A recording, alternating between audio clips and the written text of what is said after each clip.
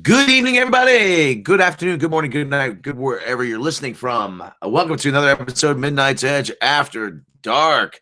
I am, of course, your narrator speaking, Mr. Robb, Robot Shlomo, coming to you from Shabby Road Studios. With us, Mr. Tom Connors. I am here with bells and whistles and everything else on. Yes, and as joining us, as always, is the ever lovely, ebullient, effervescent, and vivacious Mecha Random Game User. Hello. Yes, that word of the day toilet paper is really paying off for me. How's everybody doing out there in radio land? This is sort of radio, isn't it? Yeah. In radio land. It's kind of radio. Well, so I have a radio background. No. I don't know if you listen, Rob, but I listen to a radio. I have a radio in my car. Well, you do seem to have like a morning show kind of sensibility about you. And Mecca, you seem like a lot of the girls that I did go to. Well, there's only a few girls that I went to school with that were going for radio, but you seem a lot like them. So I grew up on radio. Like, that's all I listen. I mean, obsessively. Like, I can't hear songs that were popular in the 90s and the 80s because that's all I did with my day was listen to the radio. So that's probably why. Radio, it's a sad salvation. Radio, it's a demon of the nation. Okay. Thank you. I'm thinking about Radio Gaga. So, okay, we got some news. Doomcock went live with this. Yes, everybody still loves radio. There's still room for radio in the world. So anyway, we got a story. Doomcock actually went live with the story, actually. This was actually going to be a big part of our second part of our mini documentary that didn't get done yet. So Doomcock kind of beat us to it. But yeah, let's talk all about this. This is probably the biggest story we've had in a long time drop here at Midnight's Edge, as far as proving when we say that shit is hitting the fan behind the scenes. Isn't that right, Rob and Mecca? Yeah, I think the fan is hitting the shit, actually. Yeah. Someone's throwing a fan at the shit at this point. That's how fucked up shit is over there. That's right. Big pile of shit, and they're just throwing fans into it. So, stealing fans, oscillating. It doesn't matter what kind of fan. There's fans in the shit. So, anyway, poor attempted humor aside. Pardon me, I'm still struggling with this raspy voice, even though I got my sexy voice on. So, Alex Klutzman, our favorite showrunner, wouldn't you say that? Klutzman? Ashley Klutzman, yeah. Aswipe Klutzman. Well, his name was absent from all these reports. Let's put that up front. But this has implications as far as the job he's doing. CBS has given a promotion to somebody from the inside, and actually this guy has a Star Trek background for a change. The comicbook.com. Yeah, I noticed he has a lot of Star Trek stuff on his Twitter. This Twitter guy. Yeah, that's probably a good thing, wouldn't you say? To a point, yeah. Look, I don't know much about him though. This is the first I've ever heard of him. Yeah, I'm on like I know this guy from a hole in the wall, but it's like comicbook.com reported this story. We were hearing about this, and we kind of mentioned a little bit, but we weren't allowed to talk about it. But yeah, anyway, that's the most. Yeah, now it's public knowledge. So, why? Why does the thumbnail not say "and"? Oh, I did the thumbnail. I'm going to change it. I still got the graphic up. Because he says "and" all the time. I've noticed. And I thought the duh would make him look stupider. But yeah, I should say "and duh." But yeah. Yes. And so okay, I'll change that. No worries. Yeah, I still like I didn't close the program out. Jeez, but yeah. So anyway, what's happened is they have brought somebody on board to be Now, this is their title, Star Trek Brand Development, Vice President of Star Trek Brand Development at CBS Studios and Global Franchise Management. Okay, again, this is from comicbook.com, and now they're owned by CBS. Pretty much. He's supposed to develop the Star Trek brand for CBS in all facets of the network. CBS, and all access. CBS gets into bed with more people than Les Moonves. Oh. Does CBS need a shot of penicillin? The bed hadn't even gotten cold yet, and they're already kicking Klutzman out and bringing this other guy in. Wow. Say, I was watching a movie with Ron Jeremy once. He actually literally goes. Well, on this one occasion, I should say, he literally looks over, and and he says to Christy Canyon, "Look, a bed." just. I was like, it's about time someone was honest with their adult acting skills. What's sad is I think I've seen that one too. Look, a bed. He's a great actor. So, oh yeah, he's a he smart better get guy a Lifetime Achievement Award at the Oscars one of these days. Yes, he'll get a lifetime at the Stiffy Awards. But his Oscars gotta be like a little bit bigger than everybody else's.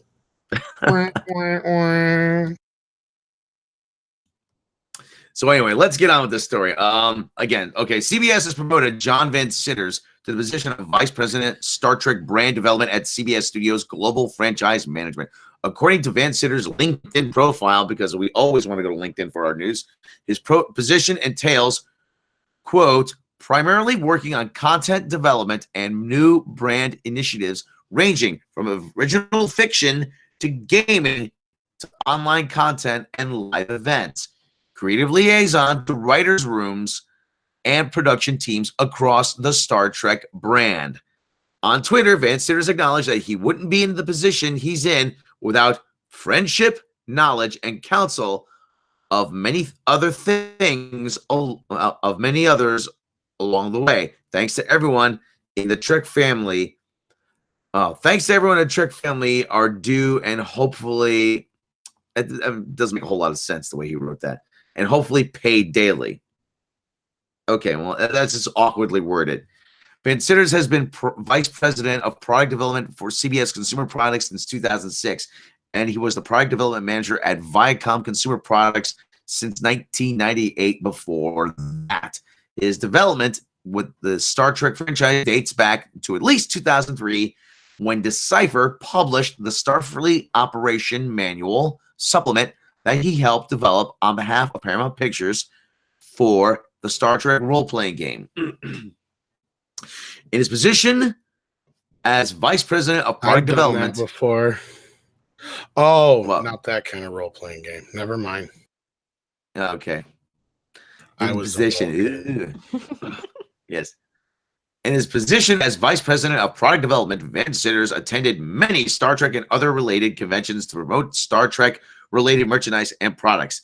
This created the sense that he was a sort of liaison between Star Trek fans and the studio. He's also proofread your shit, comicbook.com. He also has a reputation for being a Star Trek fan himself. Oh, that's something that's unique to CBS these days. And has been recognized as the driving force behind the 50th anniversary update and reprint of the long out-of-print Star Trek Encyclopedia, and has been recognized and thanked in several official Star Trek publications. Okay. Van Citters was also part of the team that oversaw the restoration of the original USS Enterprise model at the Smithsonian Institution. He even had his name inserted as an Easter egg into an Akudagram display in the remastered version of Star Trek The Next Generation episode Inheritance. There have been some major moves made behind the scenes of the Star Trek franchise in the past year, most notably Alex Kurtzman signing a new 5-year deal that has him and his studio secret hideout overseeing the expansion of the Star Trek television franchise through CBS All Access streaming service. Are you excited about the future? Okay, yeah, nobody cares. Okay. What does this do? What does this all mean? What does this all mean? It open card. What do you think this means? This means that they don't know what the fuck they're doing over there. They're running around like fucking chickens with their heads cut off. It's fucking chaos. Yes, it is. I Open can't even card. get a fucking latte. Thanks a latte. I went a long way for that joke. Yes, But you it did. worked. Open card. It did work, didn't it? Always nice that the old Picard to join us. So Fucking open card. assholes don't know how to fucking make a Star Trek. I'll tell you how you make a Star Trek show. You put me in How a old seat. Picard? You put me in a fucking seat. You put some hot chicks around me that feel things, a lot of things.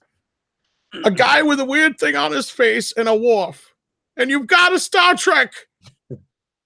That's all you need. What if you want a Wookiee instead of a Worf? That's all you need. What's a Wookiee? I don't know Wookiees. Well, Les Moonves didn't know the doesn't difference know. between Star Wars and Star Trek. Les Moonves That's grabbed my ass once. True story. I believe he it. did. True story. Did you Who sue the him? fuck do you think you are? That's right. Ian McKellen. Only Ian McKellen is allowed Only to grab Ian your ass. McKellen is allowed to grab my buttocks, sir, and my wife. And maybe Yes. a hot chick. Yeah. Patrick Stewart's got like a wife that's like 30 years younger than he is. Don't tell me that. I'll have Yeah, a she's- heart attack. She's still in her like late 30s though. She's like 39 or something. Yeah. Good for him. I feel weird about going out with someone with more than 5 years You're young, only as younger young than as me. you feel, and the girl I feel is very young. That's how it works. Yeah, Gary's in the chat. Gary, do you want to be? Can we add you to the discussion? Yeah, we need to clarify. Very young, but of legal age. What's legal age? Very young. She has a very young butt. That's legal age. Because he said he liked he felt very young girls. But we My have to wife. clarify. My wife. They're all over 18. Exactly. Oh yes, and maybe a few of the chicks on the show. Okay, I just Well, that sent was you. Fun. I sent you the updated thumbnail. Tom, Oh, peachy. on the Facebooks. Yes. But okay, but Klutzman had signed his 5-year deal. He's getting $25 million. See, there's and duh. There you go. Well, he does start every sentence with the word and. And duh.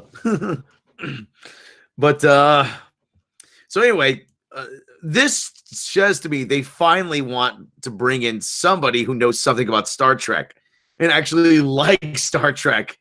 So it looks like we're going to be seeing some changes What pretty a soon. concept.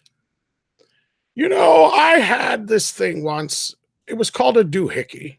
But I got a guy who fixed thingamajigs instead. And I thought maybe if I got a guy who knew how to fix doohickeys, I'd be in better shape.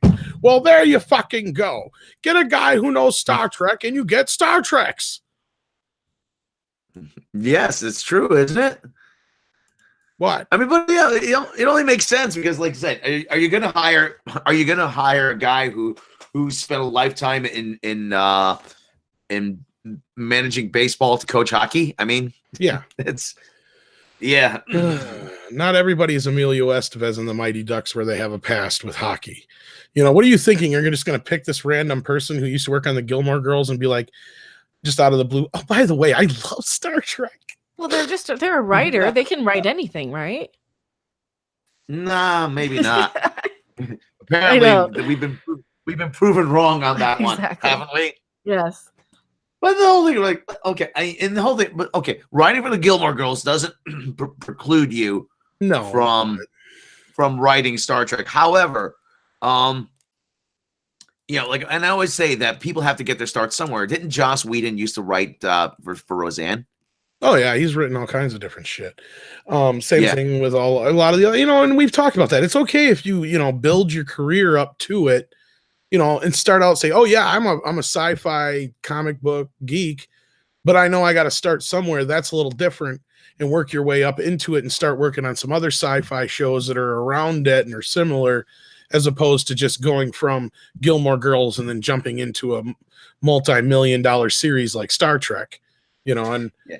yeah. Even Gene Roddenberry, he did a cop show, The Lieutenant. Well, he did a lot of before different he did stuff. Star Trek. Yeah, he did a lot of different stuff. And Gary, I think he was one who brought it up about how on the special features of, I think, unless somebody tell me wrong, on the special features of STD, there was even writers saying, oh yeah, I seen one episode of Star Trek or a couple episodes of Star Trek, or never even seen most of Star Trek at all. I don't expect somebody who's necessarily seen all of it, because I haven't even seen all of it. Full disclosure, I've said that a million times. It's not a secret. Mm-hmm. But if I was writing on Star Trek, you better bet your ass the first thing I'm going to do is binge every single episode ever, so I know what I'm fucking doing. Plant yourself on the couch with ball popcorn, and spend the whole weekend on Netflix just pouring over every episode. One thing I would be more deathly afraid of is walking in and coming up with an idea that I think is really original and find out, oh, they did that on Voyager. Oh, did they? Well, fuck. It's like, that would suck, but that's my biggest worry. That ain't these people's worries. And it shows in Star Trek Discovery, and not to get on that as we always do, but that's what this is kind of about. Let's face it. I think Mecca, I think you had a point there when you said that whole extra episode we're getting, instead of it being an episode cut in half, I bet you $5 they had everybody come back to finish this shit up. Probably. There's so much going on here, and I don't care any of those people. I'm not even gonna sit there and like gloat or anything, but it's like, you guys can't even be in denial anymore that there's something going on. Yeah. You think you're coming back to film to wrap? Well, not just that, about all the everything we've reported, basically. Yeah, they're either coming back to film to wrap up the season, like proper, or the series, or they're coming back to kind of because they left so many plot holes, and they wrote a story arc, and they couldn't finish it in time on an episode because they don't understand how many pages are on a script translates to how much screen time, because they're so amateur. I think a lot of that's part of it too. I think this is what I think. When you said that and that clicked with me, these short treks aren't working. So I think that really kind of made them feel like, oh shit, well, we got to wrap this STD2 season 2, and that's it. We got Klutzman involved. He obviously wasn't working out, or something was going on that they brought in Van Sitter. Why else would they be doing this shakeup after shakeup after shakeup? This is just like it was season 1. Yeah, Gretchen went from Brian Fuller to Klutzman, I think it was, and then Gretchen and Gretchen Berg, yeah. And well, Kurtzman's always been in the background, and that's the thing, and that's what Nick Myers told us, is they didn't even know who the fuck was in charge at some points. Like they had no fucking clue who was in charge. And that's why anybody who wants to argue with us on our reporting, we can say, look, at one time, it's very possible that fucking Khan series was meant to take over Star Trek Discovery. We may not have been wrong on that report, but it doesn't sound like anybody knew what the fuck was going on over there, to where even people involved in the shit, I have no idea. There's so much shit going on, I have no idea. That's the kind of fucking thing we were getting on. And there was so much stuff coming out that we didn't and haven't reported on. We got all this news to come back to us. We heard more than what's reported here, but we can't say anything, and props to Doomcock for getting it out there first. But, this is going to be part of the next Star Trek video. I know that for a fact. So this shit is real, guys. We've been telling you guys all this shit for a reason, is they know that they're fucked. There is no way they're going to make enough money back to pay for this shit. Yeah, Netflix is paying for a small portion of it, or a portion of it, but not nearly as much as they were last season. So this is all coming out of CBS's pocket otherwise. And you got to believe, if they've spent all their money already, they're out of money. They just sold property. Yeah, they just sold us Studio City. Yeah. for Yeah. $750 million, you guys. This is why, like, when you start hearing these little stories of, oh, there's a new guy taking over this job, but they're not saying anything about Kurtzman, and they're selling off huge chunks of, like, this is history. Television City is like Yeah. history. That's like, Price is Right. That's Yeah. that's the Late Late Show. James Corden. That's a lot of Let's Make a Deal in the morning. Mhm. There's a lot of history there. Well, and they're bringing. I just heard it on the radio. They're bringing Prices Right here. I wonder if that's their whole plan, is to send these shows out on the road. It's probably cheaper, and they make a lot more money and stuff doing that kind of shit. Fucking Quail said earlier, there was a good question he had. Where'd it go here? I don't know. Monday, Matt. Hey, what's going on, Matt? Didn't you guys report on how JJ was trying to get the merch rights for Trek? How much of this trying to latch onto those same rights? Okay, honestly, I think that the reason we're getting this shakeup is next year, I think, is when the contract is up for the JJ Bad Robot thing, which is another reason why I think JJ's shopping himself around, which is another reason why I think this Picard show is probably going to be, fingers crossed, a little bit closer to the Star Trek we're used to.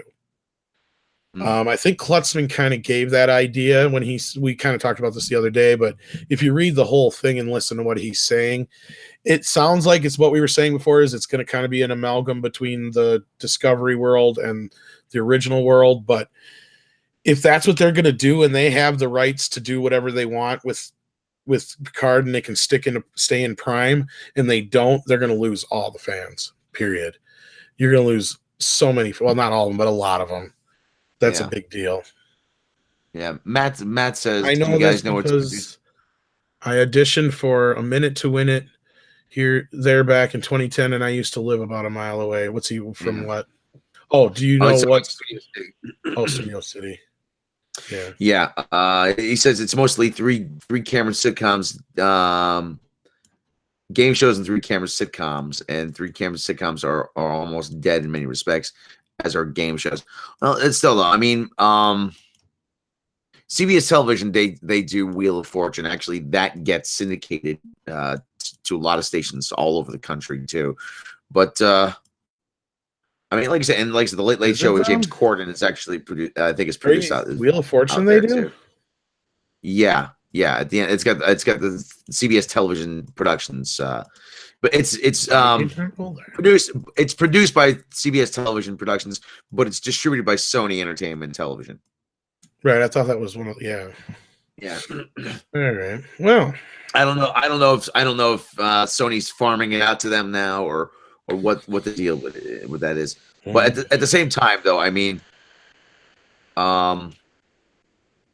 one of the things, though, like I said, and that's a frequently a thing, though, that they'll sell off the studio and then they'll lease it back. They did the same thing with Culver City, with Studio City and Culver City, or whatever it is. Right. There is no necessary connection here. We're just bringing that up. Yeah. And look at all the situation that CBS is in right now with everything going on. It's not good. And I don't even know what their ratings are like anymore, because I know Big Bang can't be doing as good as it used to. I don't know about any of their other long-running shows. I'm curious about that new show, The Neighborhood. The Neighborhood rating. How's it doing? I think with so much of what I've seen with Big Bang Theory back, like the last time I saw it, I remember the kind of most recent season not taking too long to go over to TBS on syndication. It didn't take long, maybe like 6 months. They have a special deal, yeah. So I'm not sure if that entails them getting them earlier than you normally would. That's very possible. Monday ratings: Arrow adjusts up, Magnum PI in The Neighborhood adjusts down. Yeah, because actually, now that you mention it, Mecca, I think they made a deal with TBS back when it first went into syndication that they get the first run rights first. Mm-hmm. So everybody else that has it in syndication on like certain markets, they have to wait, but TBS gets it first. Yeah, so that's probably. It's their ratings. The Voice is pulling in almost 2 million more viewers than what CBS has on in that time slot. And Arrow's Right. pulling And in Matt 2 brings million up, I'll put viewers. it to you like this. Supergirl was pulled off of CBS for low ratings, which on CW is double what most of their shows get. CBS rakes in the ratings greater than most other networks. Yeah, that's because CBS has the most networks out there. But I know their numbers aren't what they used to be like back in the day because everything's so spread out compared to what it used to be. I mean, even when all of us were kids, you know, we had 3-4 different channels. We were all still alive when Fox didn't exist. And then CW comes along, which was originally the UPN and the Warner Brothers network, and they merged. And even after the merge, they still didn't have nearly the outlets that even say Fox did. And Fox doesn't have like probably 2/3 of what CBS and ABC and NBC have, and CBS probably has twice as many as everybody else. But I have no idea on that. But remember, we were like a fourth network. You're kidding. This will never last. Yeah, that's what we all thought. Yeah. Well, they always say cord cutting is right affecting everybody. Well, no, and Monday night is actually they're up against Monday Night Football too, so that's another thing. Or as Random calls it, sports ball. Ball. Well, how much of the sports ball audience is a Big Bang Theory audience member, though? Not really. No, still though. I mean, doesn't Monday Night Football start later than Big Bang is on? No, Monday Night Football starts at 8:20. So yeah, and Big Bang starts at it would be 8 there, but 7 here, isn't it? Yeah. And the Thursday, it's just Monday Night Football just does. Let me see what the Monday Night Football. Well, I haven't watched Big Bang Theory in probably like 3 fucking years. Yeah, it really turned into Friends. Yeah, it really turned into Friends, and then they started spoiling it before the show would even be on. So I got to the point where it's like, what's the point of watching it? Because like I already knew that What's Their Faces was going to get married before they did because they spoiled it and shit like that. I miss UPN. I wish I could find a copy of Secret Diary of Desmond Pfeiffer. It says Monday Man. They made fun of that on Clerks, the animated series. Oh God, Clerks. Monday Night Football did an 8.6 rating with 10 million live audience, and that's for the Seahawks versus the Vikings. And that's cable too, because that's on ESPN now, isn't it? Yeah, but it's still the law. If there's a game, if your team is playing, it has to be carried on over the air television. That's still the law, though. Well, Monday night and Thursday night football usually are the biggest audiences because that's the only football on at that moment in time. Yeah. Where Sundays it's spread out among usually 3-4 different games, depending on how many are playing at the same time and overlapping in markets. Tyler Bioshock, Big Bang Theory is ending the season. I knew that too, and that's not surprising. It went 2-3 years too long anyway. So, I mean, that show really lost its luster. I mean, I didn't even get into the show until later. I thought the show was what everybody bitched about it.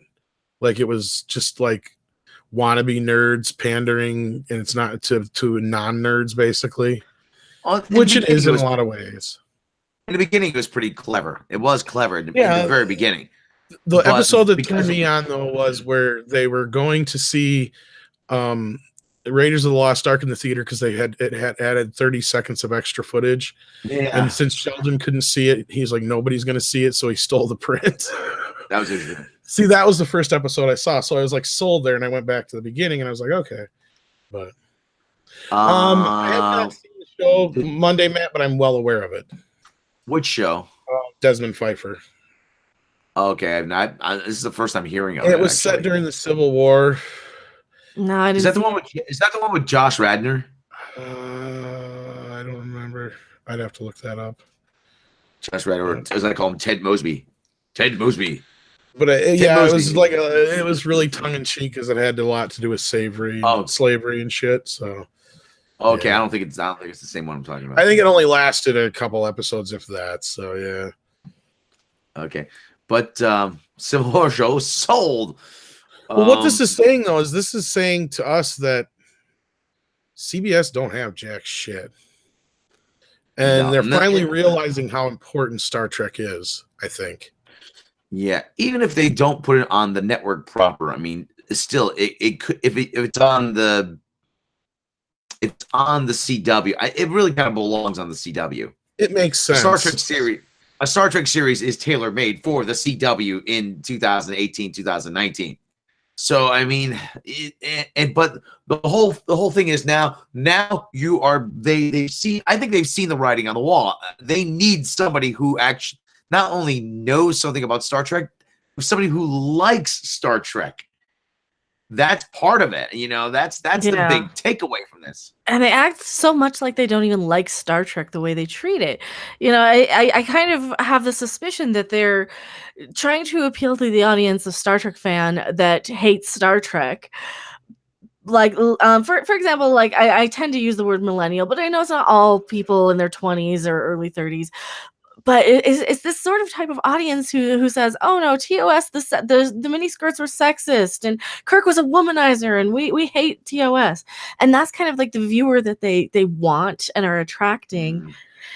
So yes, it is like they are making it for people who hate Star Trek. Did you do you watch What's Anti-Tracker? wrong with women being sexy? Exactly. Oh, sexist. There was an ist on the. I don't like words with ist on the end. Yeah. They make me crawl. Do you guys watch Anti-Tracker? Yes. Yeah, Anti-Tracker. He actually did a video. It was either yesterday. Was it this today? I haven't seen his videos yet. I usually watch them live. But anyway, he was saying the big problem is now. I mean, you have to gather information about a series. You do a focus group, but the big problem is you're not necessarily doing a focus group with fans. All you're doing is you're doing it with people who are like you. In the immediate Los Angeles area. If you took your focus groups to Star Trek conventions, you would get a better representation of what people wanted in a Star Trek series. But all you're doing is all they're doing, like I said, they're going, they're having it looks like they're having focus groups with the same woke people, like, oh, it needs to be more woke, and listen, I not to bring politics into this, but I lean left on a lot of issues. Even I hate this shit. Okay, I'm like, oh God, here we go again. Just stop. Okay, just fucking stop. But it's, I really do hate the direction. I'm like the preaching, the almost like the condescending attitude of a lot of this shit. When Mikey Spock when she humansplains how we all can be a better person, we can be the bestest ever because we know her. I'm like, I did better speeches. Yes, I'm like, yeah. Reboot the Golden Girls with ducks. Right. What did someone say? Yeah, CBS's Reboot Network, MacGyver, Hawaii 5-0, Magnum PU. Yeah. Magnum PU.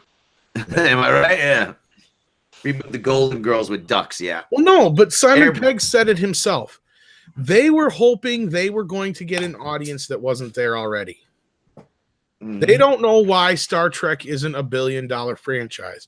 Why? Because, sorry to tell you this, just like an apple is always going to be an apple and you can never change it into an orange, Star Trek is never going to be a $1 billion franchise. It just isn't. It's a niche series, and it's not Star Wars. They're two very, very, very different things. You have people who love both, and you have people that hate one or the other. And yeah, they don't get that it's not going to appeal to absolutely everybody. You can make them as appealing as maybe Star Trek 4, but you really, really have to have an established good base and lightning in a bottle, The people they want are the people that I've gotten these exact comments pretty much from, and I'm kind of paraphrasing, but I guarantee you go to the comments, you'll find this comment. You don't understand. Old Star Trek is boring.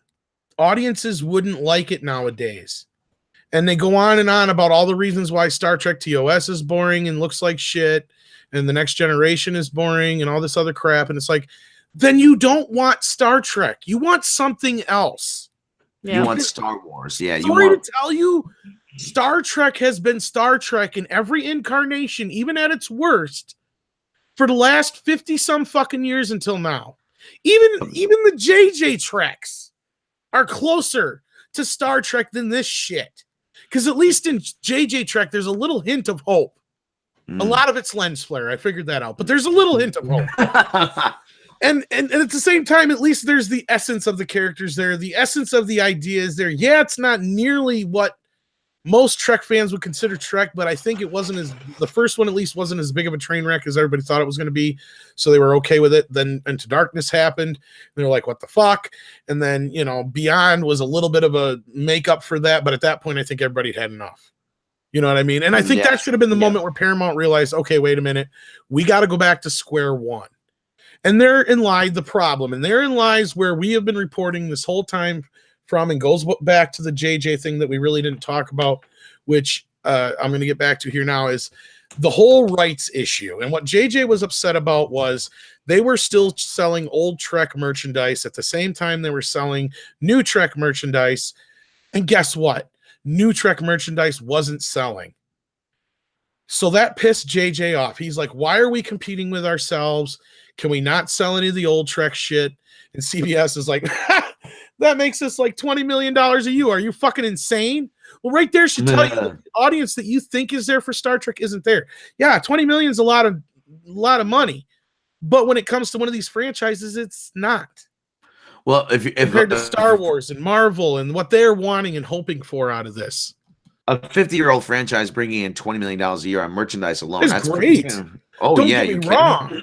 But that's Star Trek's like had a lot of potential for years, but yeah, and that's without even doing anything. But actually, someone actually just brought up Jesse Cicada brought up in the chat. He goes, they think they need to fix Star Trek or change it, and that actually brings to another point. I mean, and especially in random, you because your channel used to deal with a lot of gaming. There are a lot of people, especially like in the gaming world, but a lot of the younger people, they want to change a lot of things. You ever run into that? Like they'll say, "Oh, well, it hasn't changed in a long time, so it needs to change." Like I've actually seen like comments online. Yeah, I'll grant them for what it's worth. The stupidest people always say stuff online. Oh, Sony needs to rename the PlayStation because it's been the same name for 15 years and they need to change it. I'm like, why? Oh, because it needs to change. I'm like, but Nintendo hasn't changed its name. It's PlayStation. They changed the name of the thing, but yeah, but they need to change it. I'm like, but everybody knows what PlayStation is. Oh, but it hasn't improved. I'm like, yeah, but they got it right the first time. And I'm like, and that's the thing about Star.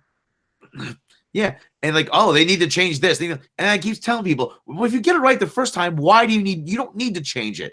Anything. If you go to New Orleans, I don't know if anybody's been to New Orleans. I haven't been to New Orleans, but someone who went there told me one time. There's a saying down there: if you improve it, you ruin it. And that pretty much goes for Star Trek too. I mean, anything you're going to try to do to improve this series is other than just like maybe the purely superficial is going to ruin it. Well, that's old Trek. Yeah, the people behind the new Trek think old Trek is lame. Yeah. Well, that's what I was saying. Yeah, about the people in the comments too. Is like, this is obviously not what you're looking for. Then you want Star Wars or you want Babylon 5 or something else. You don't want Star Trek. No. Because this is something completely, obviously, what you're not looking for. Thunder Danny actually, Rob complimenting Sony odd. I'm like, well, I'll compliment them. I'll compliment the video game division because I've been their movie division hasn't been doing as bad. We've said, and I've said this anyway. I don't know about but I can't speak for everybody. I've said this. Tom Rothman was the best thing to ever happen to Sony. Yeah, he made it profitable again. See, what are the things that people don't realize, and I think the execs really don't realize with Star Trek, is that yes, it worked in the 60s when everything was kind of new and fresh, and you could have these corny, weird, sci-fi franchises and series. It was really hot and normal. You had all the Irwin Allen shows, you had Star Trek, you had, you had all these sort of things in the 60s, and that was fine on network television. In the 90s and late 80s, Star Trek was on syndicated channels, and they seem to. Star Trek: The Next Generation started first run syndication. Yeah. And they don't understand, and they don't realize that it was syndicated for a reason. It had a very niche audience at that point in time. Science fiction. Everybody thought it was going to crash and burn. Yeah, and science fiction has a niche audience at this point in time. Except for like the big comic book movies, which are mainstream, and don't get me started on all the normies coming into all these franchises. And I think that's where they're failing. They're trying to treat Star Trek like it's something they can dumb down and make and give mass appeal. And you can do that with some franchises a little bit. I mean, look at what's happening with Star Wars, though. They're trying to change it too much for the normal mass audience. And that probably has the best chance of succeeding with a mass audience, but they're trying to push too much political crap for the mass audiences who want that, or they think that they want that.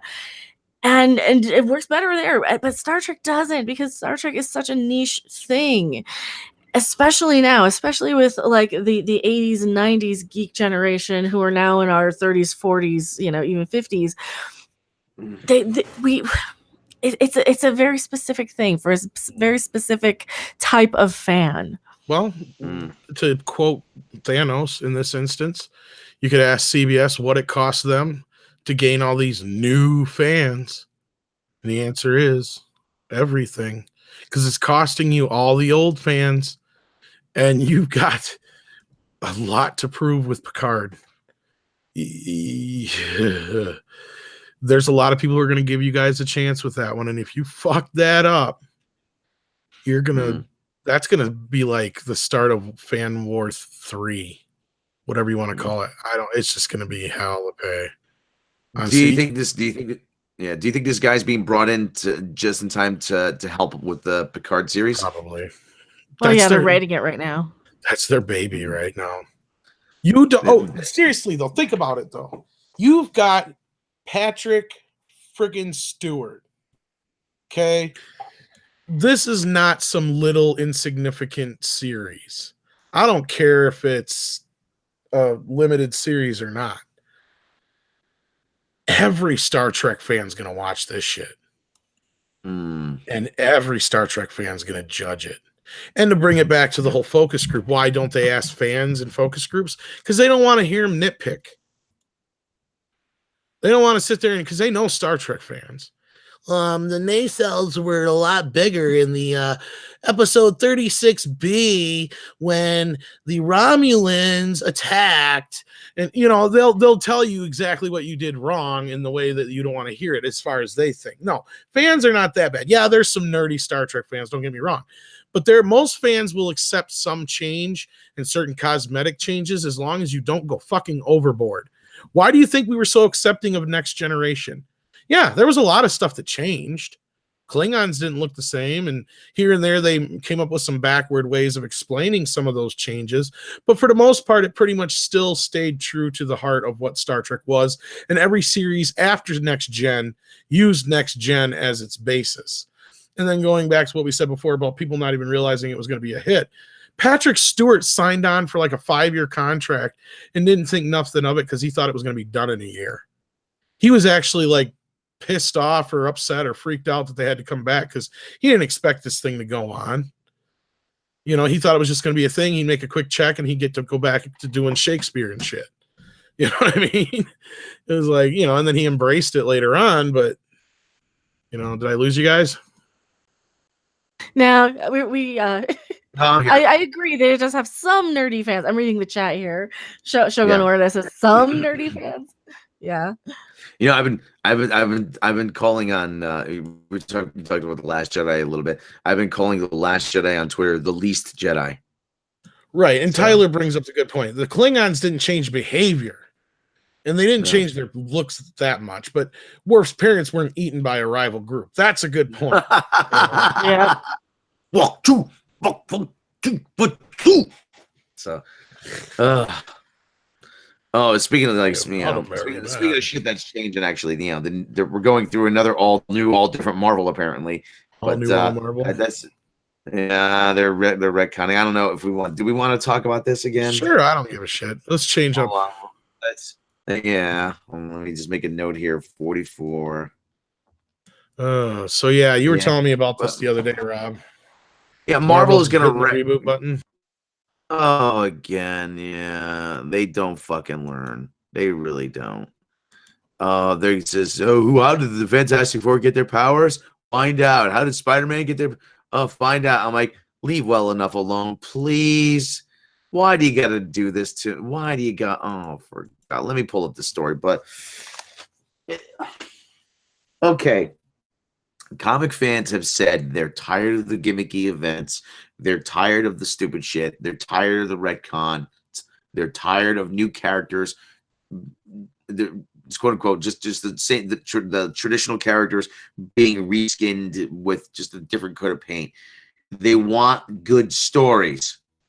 So what does Marvel do? Let's give another gimmicky event and retcon everything. Yeah, because the new 52 worked so well, didn't it? Oh my God. It's unbelievable. I mean, they really don't fucking learn. Okay, it's time for Wheel of News. We have Hollywood Reporter, comicbook.com, or IGN. Let's go with Hollywood Reporter. They're at least reputable enough. Yes, okay. I don't remember who they were owned by. I don't know, but they've been seriously butt chugging into the Spider-Verse, though. Marvel destroys its comic book history in Cosmic Ghost Rider series. 6-issue series co-written by comedian Paul Scheer. Well, I'm asking for a friend. Guys? You don't want to know. Well, go ask Stevie Nicks. As Marvel Entertainment celebrates its 80th birthday in 2019, the comic book arm of the company plans to rewrite the origins of its fictional universe for a little bit, at least. The publisher has announced the miniseries Cosmic Ghost Rider Destroys Marvel History, in which the future incarnation of the Punisher, don't ask, undoes a number of well-known plot twists in comic book history. The 6-part series, written by comedian Paul Scheer and Nick I'm Italian, I can't pronounce this, Giovanetti, with art by Gerardo Sandoval, sees Cosmic Ghost Rider, a version of Frank Castle from an alternate future where humanity has died out, and he has made deals with both the devil and Galactus to become a near omnipotent force of vengeance, only to be driven insane. Oh, this sounds too convoluted. Insane in the process. Trapped in the past of the Marvel comic book universe, where he ends up changing history in a number of important ways. The announcement was trailed by a number of teaser images released throughout Tuesday by Marvel, asking questions like, who really gave the Fantastic Four their powers? Who brought the Amazing Spider-Man back after Spider-Man No More? Who found Captain America on ice before the Avengers did? It was the Inuits, asshole. That's who.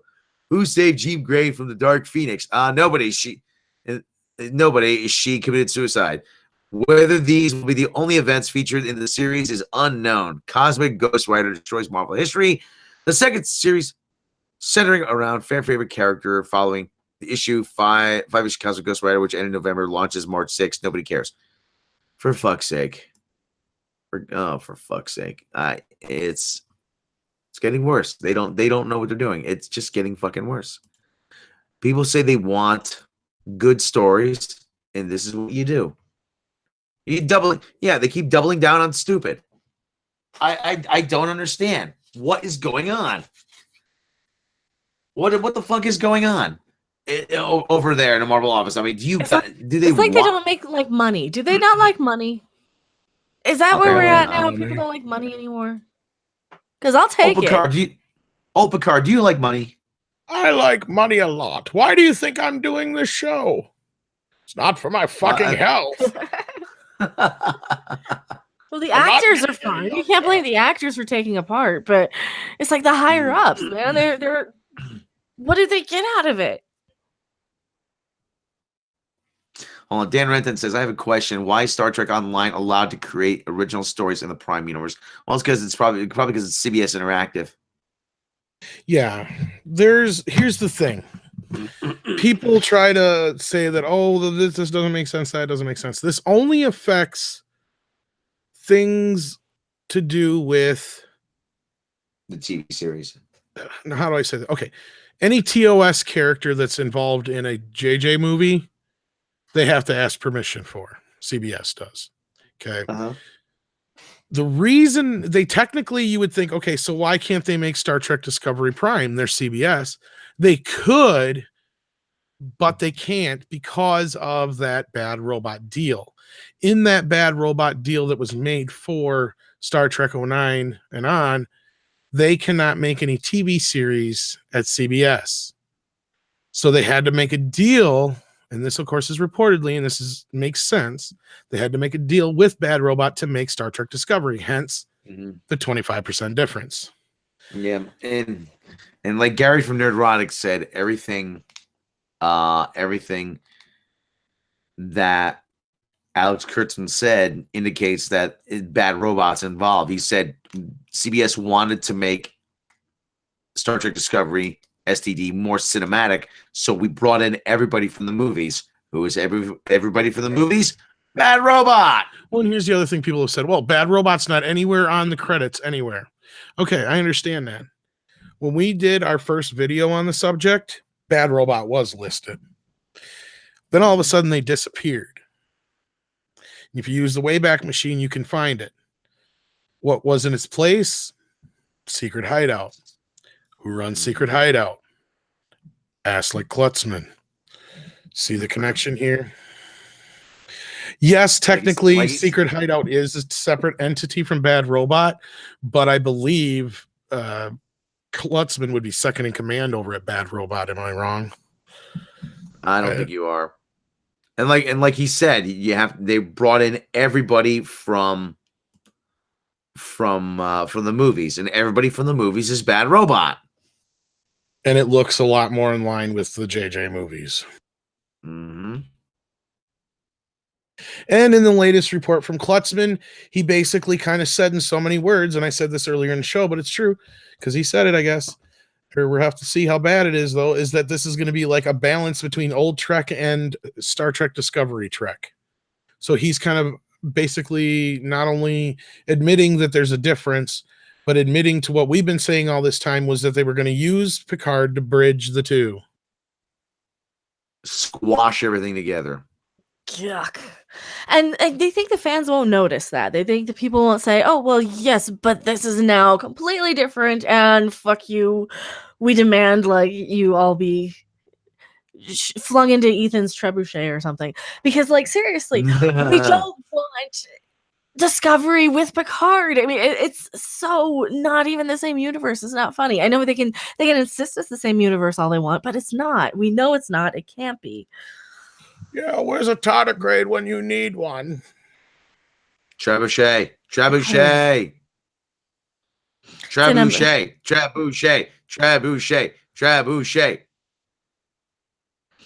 All right, I'm done. Bobby Boucher.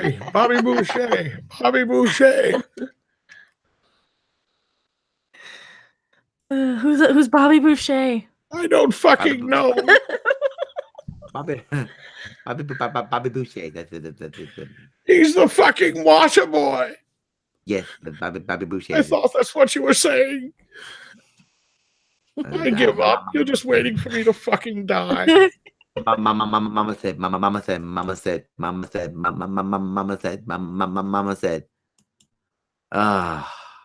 Anyway. So. Yeah, well, tardigrade blue. The Wilk report says. I hope Picard hooks up. Nihilist says he hopes Picard hooks up with Tilly. Old man Picard, would you like to hook up with Tilly? I would motorboat Tilly until the end of time. I don't think you have that long, old man Picard. But I already called dibs. When she's done. I want to watch. Tardigrade's now suing CBS for species defamation. I like that. Oh boy. Oh yeah, that lovely case. Yeah, poor Anasa Bean. So yeah, if you haven't seen our latest news report on that, check that out. But basically, CBS has lawyered up. Sounds like this thing's going to go to court. I don't think it's going to go to court. I honestly, I mean, the last thing they want is for it to progress that far and to have the publicity of a trial. But how much of a negotiator is this guy, though? Really, doesn't sound like he's much of a negotiator. No, the lawyer, because I don't think you'd get this guy unless you planned on going to court. Yeah. That's kind of where I'm coming from. Because if you're just going to settle, you're just get a standard practices lawyer from the company. Yeah. Well, he's sort of their guy. I get that, and that's what I'm saying. It seems like they're getting ready to fight. Mm-hmm. There's the joke. What do you call 1,000 lawyers at the bottom of the ocean? A good start. Yeah, exactly. Yes, exactly. But no, I agree that it probably won't get very far, maybe, because I don't know. I didn't think it'd get as far as it did, to be honest with you. But now that they've changed and amended things to where basically Anas found out about a few things through his lawyer from what we found out, and they amended some of the things in the court case, they're looking at taking the damn show off the air if they can. Now, do I think it'll get to that point? No. But what's going to happen, like Andre said, is money's going to change hands probably, and Anas will probably be able to continue to do his game, and CBS probably won't be allowed to use tardigrades anymore, and they'll probably be like, well, we're ending in season 2 anyway, so we can hope anyhow. Clone Commander Jeremy says he's torn over Tilly. She's fun, but the actress can be so dense. Oh, she's a sweetheart. She seems like such a sweetheart. Yeah, but she gave that interview where she said where she was talking about that 7-year-old fan that loved Tilly, not realizing that Tilly swears and does drugs. Even after she and there's she's a good representation for women's. Yeah. I am women. Hear me roar.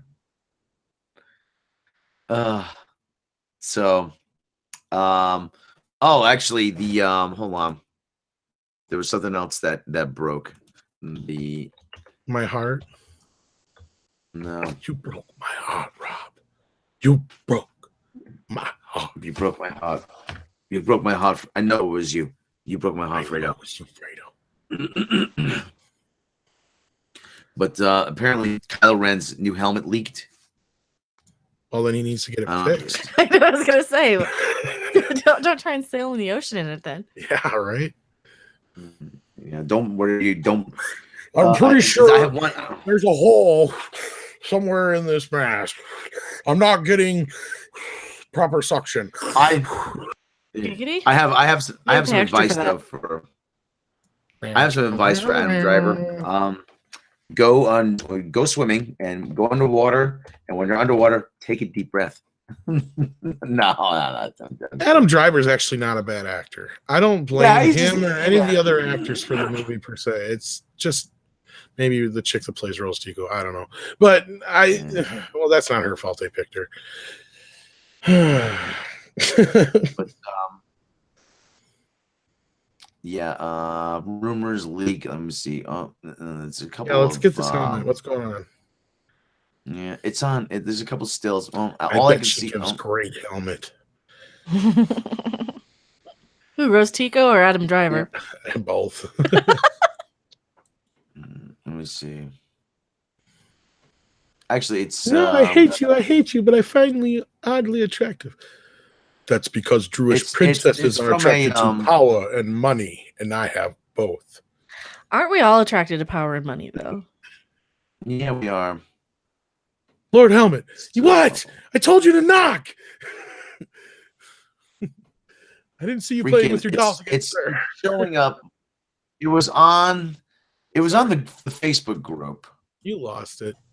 Rob can't find it. What the fuck? I got to fill in doing Spaceball lines. Hold on. I said across her nose, not up it. Sorry, sir. I'm doing my best. High anxiety. Whenever you're near. I did, sir. He's my cousin. How many assholes we got on this ship anyhow? Now that was funny right there. 15-year-old on Netflix. The radar appears to be jammed. IndieWire, Luke turned down Black Widow. Marvel told her, "Don't worry about action scenes." Find anything? But anyway, the freaking thing got leaked. The helmet got leaked, and hopefully I can find it. I'm doing a terrible job of it. Oh, what was this? Okay, well, since you can't find that, can you find the article where supposedly Mark Hamill compared Star Wars fans dissecting The Last Jedi to the CIA? Yeah. Actually, I found that. Yeah. Surprisingly, I found that. What did he do now? Oh no. Oh, it's they A long time ago, in a galaxy far away, Luke Skywalker said, "Get off his lawn." He said, "Get out of here, be gone." And Yoda showed up and used some lightning. It was frightening. I give up. Come on, find the. There's the article from the CIA, isn't it? Yeah, let's do that if you can't find the other thing. Yeah. Like I said, so Mark Hamill revealed that Entertainment Weekly security had the yet to be titled, proofread your shit. Was this comicbook.com? You know, and that was stupid. They wasted the name Last Jedi. That should have been the name of the last movie. Yeah, just Taking New Heights, lots, 10 Secrecy, Force Awakens. You know how it is these days. Every time you sign NDAs, Hamill said regards revealing details about upcoming roles. I remember back when I read for the first Star Wars script, the first Star Wars script, I was like, wow, this is the goofiest thing I've ever read. I gave it to my best friend to read, and I said, what do you think of it? He said, it's really wild. It's crazy. Can I give it to Meredith? Sure, go ahead. It went around to all my friends. Of course, back then, nobody cared. He went on, compared the secrecy to a deep state government organization like the CIA, in which scripts are sent over indecipherable paper. The concept first started with The Force Awakens to prevent script leaks. Okay, they're going to fly the rewrites over with somebody from the company. Hamill said they're going to come and give it to me and wait for me to read it before I give it back. So no pressure. You can't even keep it overnight, but that's the way it is now. So returning cast members include Daisy Ridley, who cares? Adam Driver, boring. John Boyega, big deal. Oscar Isaac, he's okay. Lupita Nyong'o, underused. Tom Hall Gleason, overacting. Kelly Marie Tran, shut up. Juna Suetamo. Oh, so the bitch lived? Yeah. Billy, I said that out loud. Spoilers. Rose fucking Tico lives. Yes.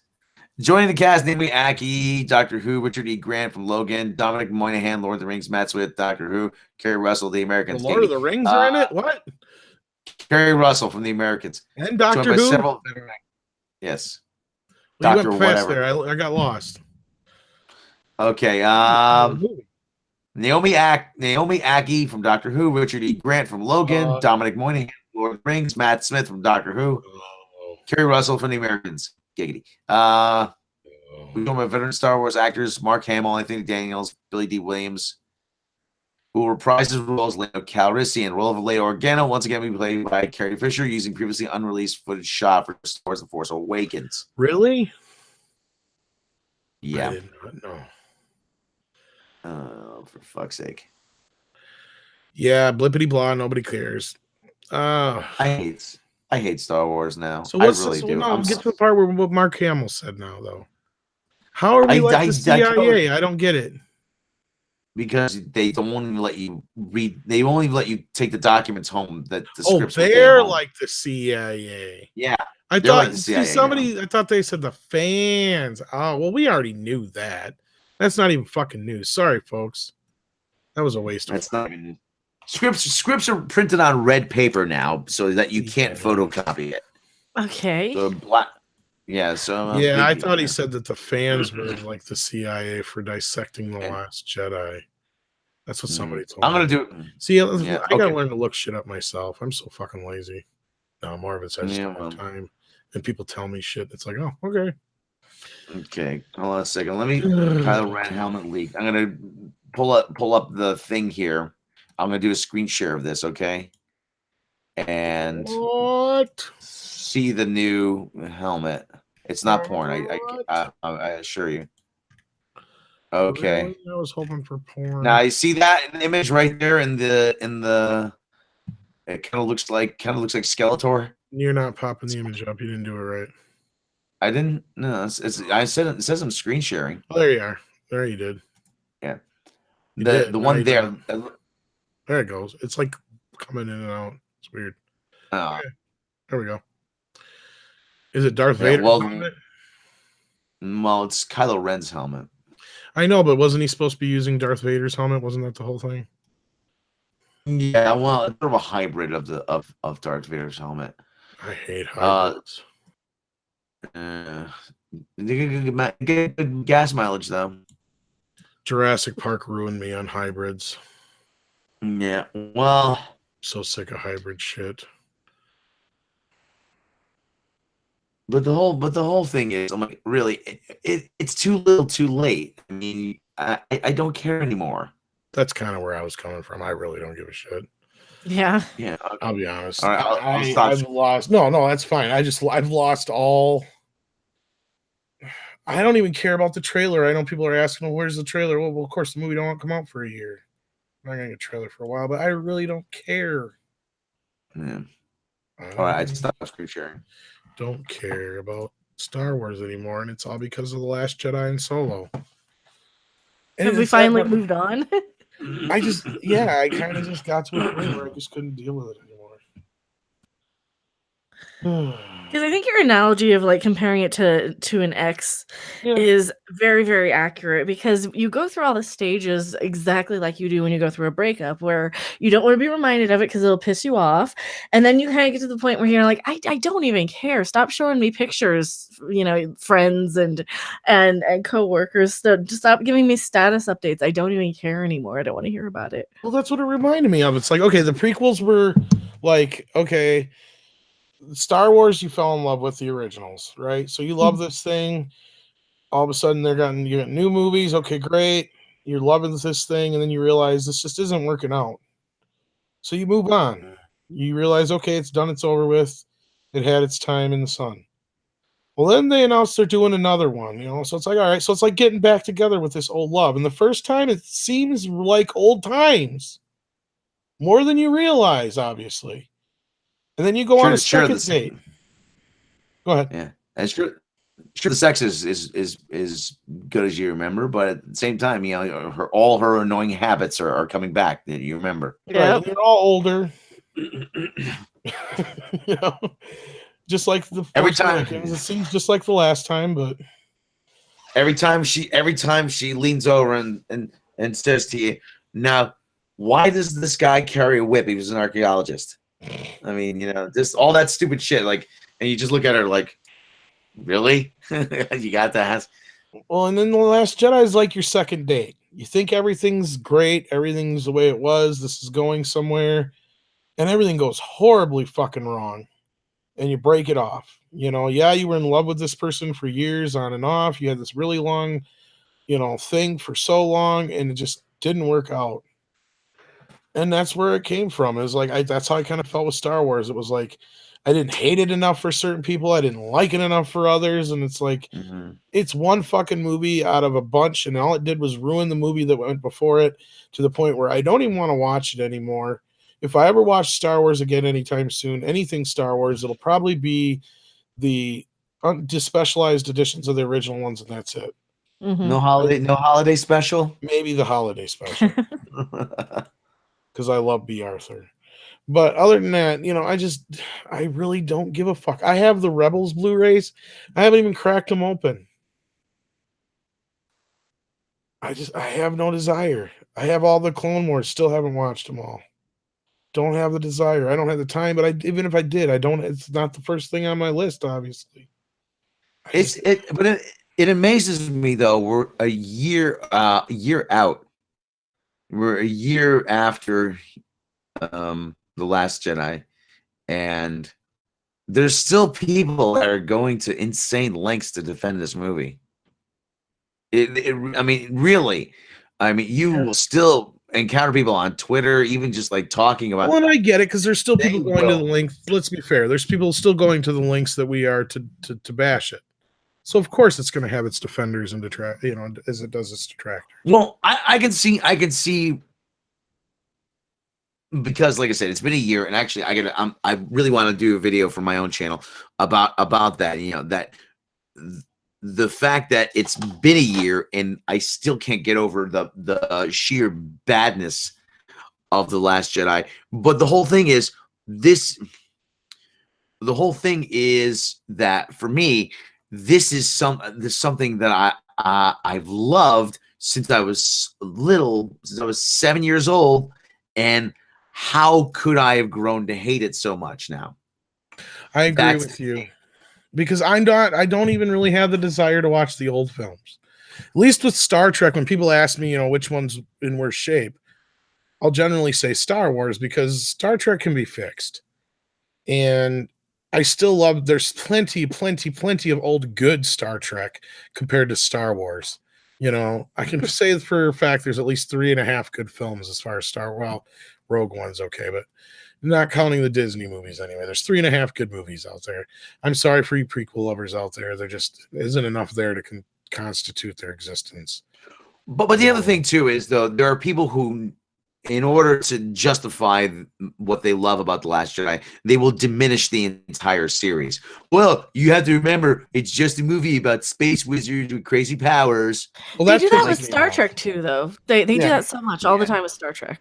And to me, you're losing the argument right out the boat then, because if you're going to, and I've said this before, of course, if you're going to tear down the old to build up the new, then fuck you, because you're not going to win any arguments with me. The only way you're going to win an argument with me is trying to come around the other way, and that is maybe try and compare it to the original in some way. But with Star Wars, you're double fucked, because if you try to compare it with the original, because Force Awakens was such a carbon copy of the original, and The Last Jedi was such a subverted expectation from what Star Wars is, that you're kind of boxed in on that one. You can't really argue your way out of that. As opposed to where, like, if somebody really tried to give me the argument about Star Trek Discovery, I'd listen, and I'd probably accept certain points, because, oh yeah, Saru is a very Star Trek character. Tilly is a very Star Trek character. Well, they were until the short checks. Georgiou to a point, and I haven't even seen the short. Yeah, this latest short track ruined Saru now, and Giorgio even more. Oh. Yeah, the best as we're gonna get is 2.5 good characters out of a show. Then, Dad, why do they okay? But we don't see enough of her. Dad, why does the ship come and eat us? Shut up! You'll do as you're told. Now get back to pouring barbecue sauce in your head. Go clip that tardigrade's nails. Oh God. Oh my God. Yeah. I'm just. But did they? It's a water bear. That's what they're called too. Yeah, but I just can't. Like I said, I just can't get over that. Water bear sounds so cute. Yeah, it's it's totes adorbs. It does. I just cute. But I just can't get over that. Like I said, to me, not just the sheer badness, is that how could such a thing have happened? Is another CBS part of this, All Access and CBS All Access and Kathleen Kennedy. Or you mean for Star Wars?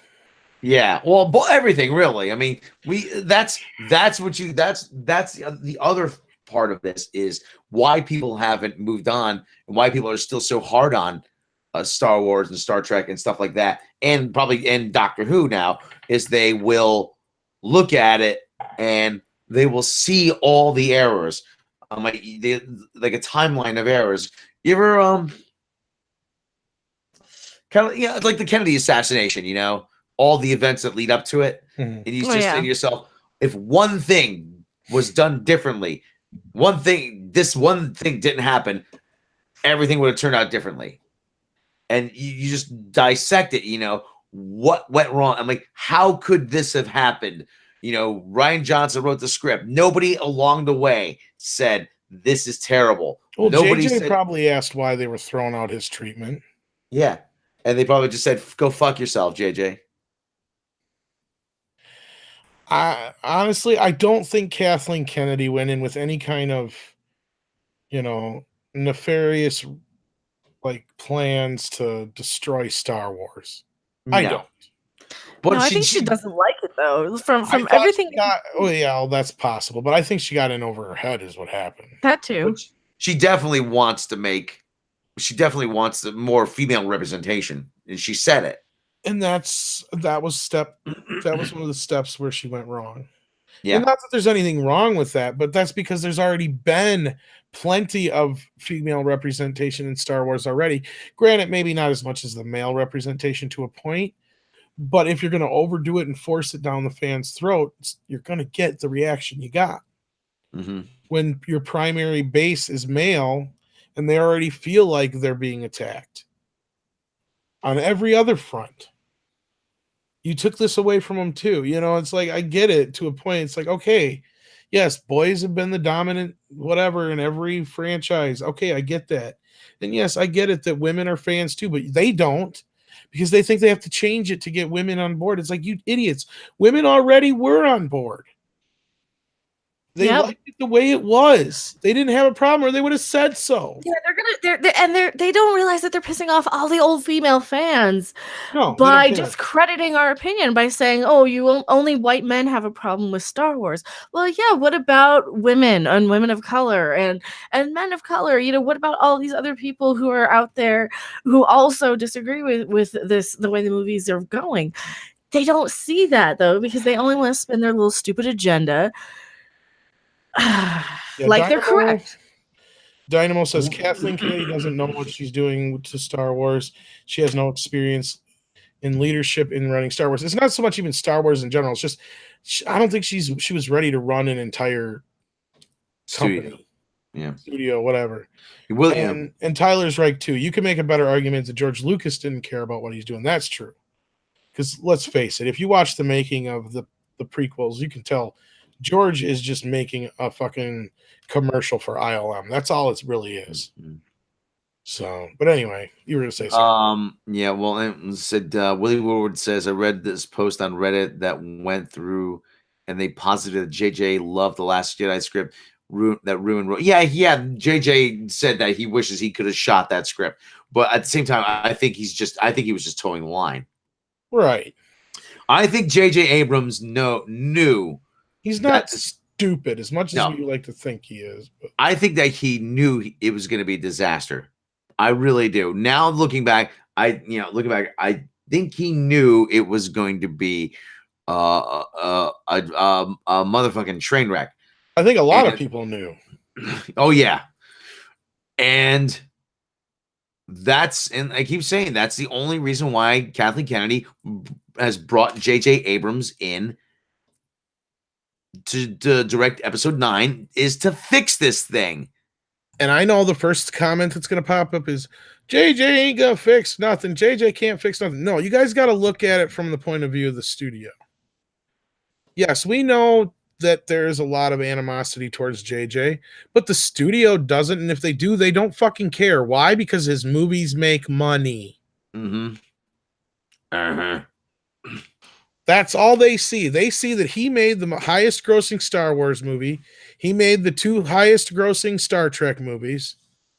Mm-hmm. You know, this guy, even his movies before that have all fairly much, for the most part, been successful. There's no reason not. It makes fiscal sense to bring his ass back. And what Rob is saying is very true. In their eyes, JJ is going to fix this thing. Yes. And like it's the only thing he has to make it, I'm not sure if he needs to knock it out of the park, but he at least needs to make it 7. Good. Yeah, it at least needs to be a 7 out of 10. And maybe from 7. What we're hearing, if that's true, I don't know about that. And from what we're seeing, I'm feeling even less of that. But the other thing too is that and people keep asking, why are we so down on Into the Spider-Verse? Because we're seeing the same exact pattern. We're seeing everybody saying, "Oh, this is the greatest thing since sliced bread," which has a lot of carbs, by the way. You know, it should be sliced bread. Yeah, but we're seeing that the greatest. We're seeing the same exact pattern emerge, and so far, and I don't know, it's because we're a year older, we're a year wiser, and nothing I've seen of Into the Spider-Verse says that this is going to be a good movie. Oh, let's talk about that for a minute. Sony's all hopped up on patenting all the shit they did for the movie. Okay, let me just make a quick. Yeah, I'll see if I can get you this one. Yeah, Well, I can Yeah. elaborate just a second on how nothing says it's going to be a good movie, because I've seen articles all over the place where they're saying like Spider-Man is, so diverse and representation and this and that. And when they fall on that crutch, that to me is just them trying to critic proof it. Shogun Orda, thank you for the $5 super chat. There's so much anti-hype for Star Wars that 9 will be seen as okay in comparison to our expectations. Yeah, That's it. I probably. mean, the bar has been lowered. Tyler Bioshock, you guys speaking of reviews, you want to talk about the recent reviews for Bumblebee, Mary Poppins, and Aquaman. Aquaman and Mary are getting decent reviews, but Bumblebee is really, really well liked. But okay, I get it. But Rob, they're telling you, Chris Persia, Rob, they're telling you you will like it. That's as important, or so they think. That's right. That's right. When it what the message I get is the message I get of Into the Spider-Verse now. What? How dare you not like this? Don't you know what's good for you? That's the message I get, and that's the message. And It that's the might be message mostly we're harmless. getting now. Don't get me wrong, but Yeah.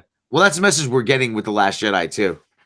What? How dare you not like it? Don't you know what a classic it is? You're obviously not smart enough to understand it. you just don't like strong female characters. Yes, I don't like strong female characters. Usually my strong female characters dress in leather and carry a whip. Well, So fuck, you better go tell Ripley that, and Sarah Connor that.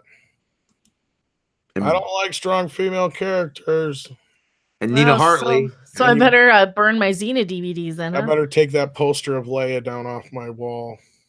Yeah, I got to delete all my Nina Hartley videos off my hard drive now. No, that's we're talking. We're not talking about porn, are we? Strong female. Absolutely. Oh, yeah. All right. It's empowerment. Empowerment. Get rid of it. You hate strong females, even if they're in porn. Yeah. Oh boy. But so anyway, so we're talking about the crappy animation for Into the Spider-Verse. Jerky man. I can go for some beef jerky, actually. Yeah, beef jerky's good. But I've downgraded my assessment. It looks like a PS1 cutscene. That's bad, Rob. Okay. CDI maybe. Like a pre-rendered PS1 cutscene with flat textures. Well, I sent you this article in the chat, and this is what pisses me off about this article is the fact that they're proud of and went to the extent to try and make the shit look like shit. Didn't you guys get it? They made that Hulk movie look like a comic book. It was dumb. It was the worst part of the movie besides the ending. Sorry.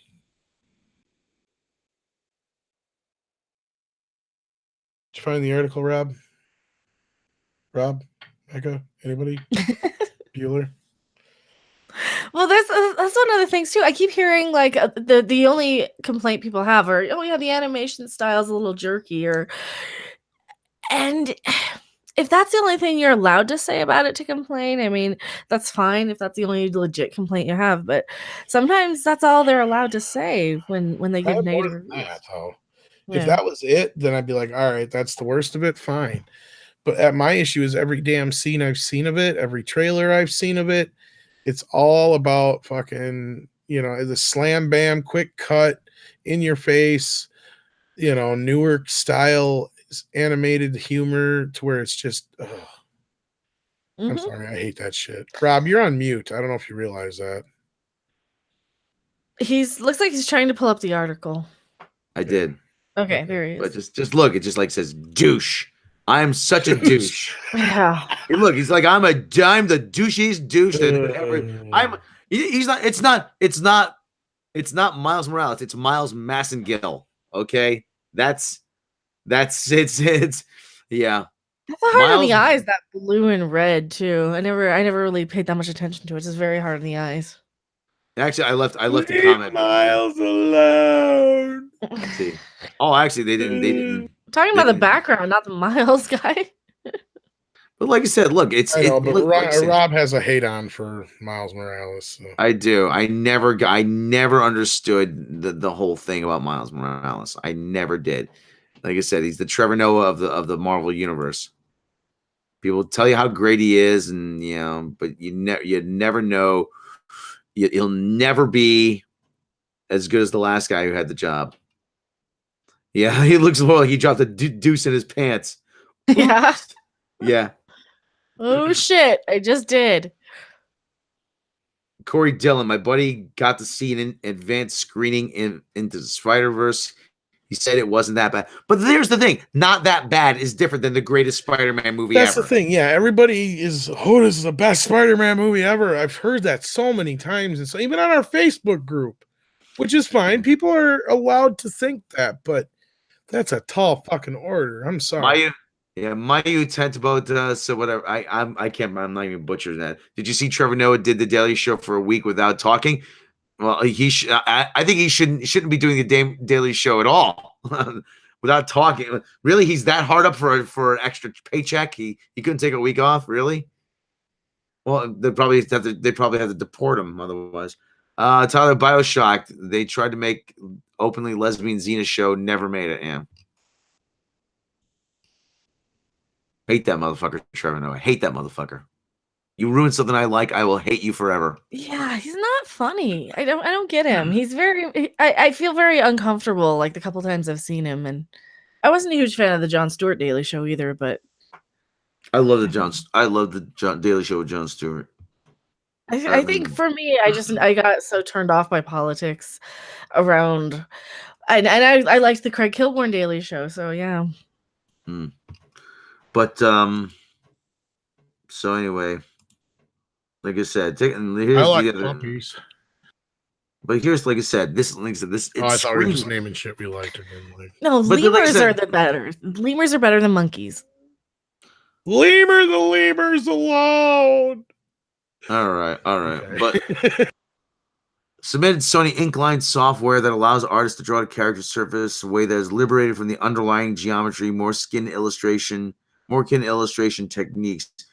The hand-drawn lines of characters' face. Why didn't they just do hand-drawn fucking animation then? Oh my god, this just sounds like walking around the block to put your garbage in front of your house. Yeah. U.S. Patent Office and U.S. Patent Trademark Office will determine if the film's innovative efforts qualifies as an proofread your shit. Qualifies as and verifiably, not and verify. That's fucking second grade shit there. Hollywood deadline, right? See, qualifies as and verbally invented one. For God's sake, do they who do you got working there? And only goes before words that start with a vowel. Animation requires patience. Sound. Animation requires patience, which is a good thing. The patent review process can take 3 to 5 years in some cases. Okay. Unbelievable. Like I said. I know it's a big who fucking cares story, but it's like really they're that proud of it. Screaming. Yeah, they've achieved PlayStation 1 technology. Like I said, it's like basically going around the block to take your garbage out in front of your house. It's like, so you want to try and make it look like hand-drawn comics and animation? Why didn't you just do hand-drawn fucking animation then? I'd have respected them more. If they'd been like, you know what? This isn't done, well, it's computer assisted, but with the coloring and all that shit, but it's initially completely 100% hand-drawn. Mm-hmm. I'd have been like, good show, sir. Because nobody does that anymore. And I would have respected them for that. But I just like, to me, this is like just much ado about nothing to try and fucking vilify or justify themselves for doing this. What to me looks like really shitty pop artwork that's going to get really old after 5 minutes. It's going to look really dated, yeah. For some people, it's going to look cool. But like I said, did they forget that we did this already in the fucking Hulk movie? The Ang Lee Hulk movie? And how annoying that got after about 10 minutes? I'm sure they did, because that was, more than a year ago. And that's the only attention span they seem to have. But we're in the minority here. Don't get me wrong. I totally get that. Most people want to see this movie, but not as many as it seems like, because 35 million, and we keep saying it, but it's fucking true. That is horrible. Not just for an animated movie, but for a Spider-Man movie, that is insanely bad. And like I said, it just looks like that. And like I keep saying, it really does look like they're saying, "Oh yeah, just throw everything up on the screen. Don't give these kids time to think. They all have ADHD anyway."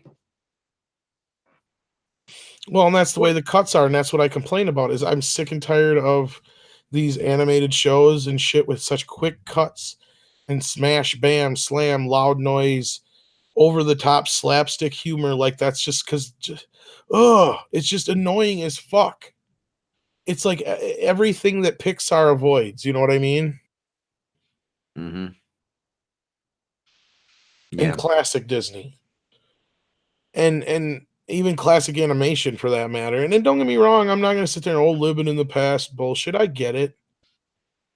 I love most of what Pixar does. I love a lot of what Disney even does now with their animated shit. That's fine. But you got to do a good story. You got to make something visually appealing. This doesn't look visually appealing to me. I have evidently hear a lot of people say it does to them. That's fine.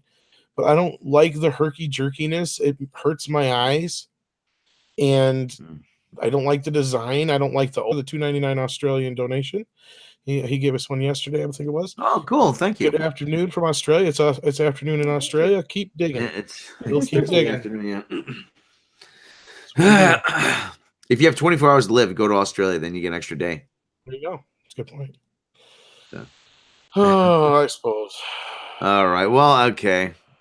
All right. Well, like I said, it looks like it does look like I don't like this, whatever it is. Yeah, it does look like the boss wants us to see Into the Spider-Verse, though. So, looks like we're gonna have to drag my sorry ass out to the theater. Yeah, that's what we're told. Yeah, I gotta. You will do as you're told. Well, he did make it was funny. I gotta say this. I don't care if anybody gets mad. We were talking to Andre after one of the shows the other day, and did he say this? He didn't say this on the show, did he? I thought it was afterwards, where he's like, basically, if you just do what you're told in the first place to watch Star Trek Discovery, you wouldn't have to keep getting on your ass about it, basically, or something like that. And I'm like, this is just like one of the Star cartoons. Hey, I've watched all the Discovery. And then some. He said basically, I paraphrase him. He's like, if you just quit complaining and just watch it. Yeah.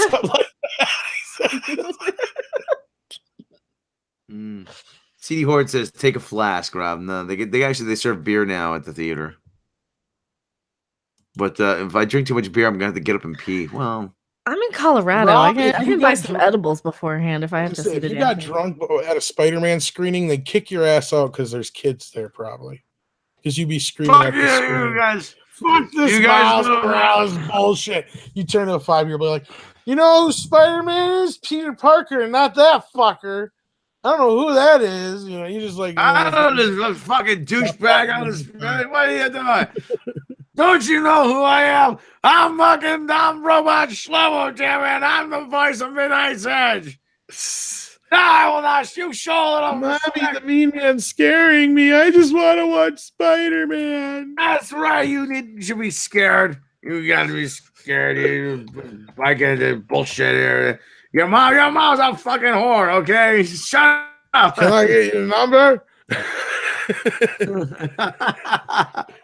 Well, she's a whore. Like kids have never seen drunk people. I'll show you I'm the fucking Batman. I'm the Batman. Probably not the best position. I'm Captain Robb. I'm Captain Robb. Don't you know I'm the Batman? What are you talking about? I'm the fucking Batman. Give me another drink here. I'm the fucking Andre and I'll have to bail his ass out. The drunk Rob would make it Oscar worthy. Watch, it'll end up on Facebook Live somewhere. I hope you missed that fucking dude. I know that voice. That's Rob. I hope Man causes disturbance and gets arrested at Spider-Man screening. I hope you get run over by a subway, you motherfucker. Guess what, kids? There is no Spider-Man. There's no Santa Claus. It's your mom and dad, okay? It's all made up. All right. Stan Lee was a great man. He's a great man. And then I got way through. How could you do this to Spider-Man? How could you do this? He never did anything to you. Shut up. Shut up! All the midnight says you mother. I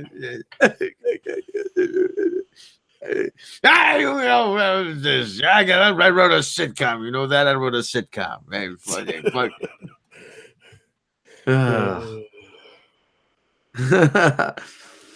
Mommy, what does he mean? What do I mean? There is no God, no Easter Bunny, and worst of all, no fucking Spider-Man. Thank you, Tyler. We needed that one. He's one of our writers, so I thought I could steal it. Drunk Rob almost sounds like Mark Hamill, the Joker. Ooh, isn't that right, Patsy? Is that a batarang in your pocket, or are you just happy to see me? Yeah, I can't wait to see someone post a selfie. Let's do drunken movie night. They can all gather around bad movie while drunk. We say. Actually, I want my money back. What is old man Picard? Would he like to do drunken movie night? I do drunken movie night every night. Can I do legal Herbal Colorado movie night? Sure. This is right. I'm the Batman. What are you talking about? Why does drunk Rob turn into drunk Affleck? I don't know. Is that really what you're like when you're drunk, Rob? I have no idea. I've never been that drunk. You've never been that drunk? No. It's not we should recently. do a drunk show, but Andre would kill us. Probably. No, we did that on my channel, I think. That would be fun, though. I haven't gotten drunk in I don't know how long. There was an episode of How I Met Your Mother where they were playing a drinking game when Robin was hosting her show. Every time she would say "but they would drink, and they were hammered. But Oh, that was pretty funny. Anyway, give it a chance, Rob. At least you see Spider-Verse and you hate it, it'll listen to it ran for 2 hours deal. Yeah, actually, like I said, I think Andre wants to see it. Yeah, he does. I think he said so. Like I said, if keeps wanting me to do Old Man Picard. It's hard on my voice, though. Rob does make a good pirate impression. I'll give him that. Yeah, my pirate sucks. What are you talking about? I was doing Burl Ives all day earlier. I'm the Batman. Snowman, anyway. For some reason, I go. Heard the story of the Batman? We'll pull up a cube and let me tell you. You know, one night, this boy, he had his parents shot, dead, right in front of him. Joker and Riddler and Catwoman. This boy grew up, and he saved us all. He was the Batman. Yes, but was he drunk Batman? No. Robin and I can't. But do you recall the greatest hero of all? Drunk Batman would be Iron Man. Batman, the Cape Crusader, had a very help me out here. There's a story that Batman smelled. It's not true. Not true. True story, though. Pull up an ice block and I'll tell you. Anyway. All right, boys and girls. I think it's about time we call it a night. What do you think? You're a mean one. Mr. Grinch. So, yeah, I can still do that. For 53 years, I've had to put up with it now. I must stop Christmas from coming. But how? So, okay. All right, everybody. Noise. The Pantukas and Sloozlers. What is it? And the electrocardio Fantus. Robin did lay an egg. That's a true story. Yes. Trump's in the White House singing. Listen, okay, I only sing the Batman Smells version of Jingle Bells, okay? Because it's a fruity song, all right? I don't know the words to the other one. I don't know the words, okay? So, all right. I made that up. No, he wouldn't admit to not knowing the words. He would just insist, no, this is how it's always been. No, it's always been this way. It's always been this way, okay? I know, because I know every Christmas carol by heart, all right? Okay? I know every Christmas carol, every Christmas Jan, every Christmas Ann, every Christmas Mary, every You know. Every Christmas, Stormy. Every Christmas, everyone. Okay. Cumber Grumber Grinch. Yes. Okay, it's time to wrap it up. Okay, it's time to wrap up the Midnight's Edge. Okay. If you like what we do, and it's apparent that everyone who's still Please with us, share. please share, please. And we're not talking about the singer And share. congratulations to Mecha Random for bypassing us in subscribers. Yay! Yay! And there was much rejoicing. Yay. Yay. I'm sorry. Congratulations. But no, thank you.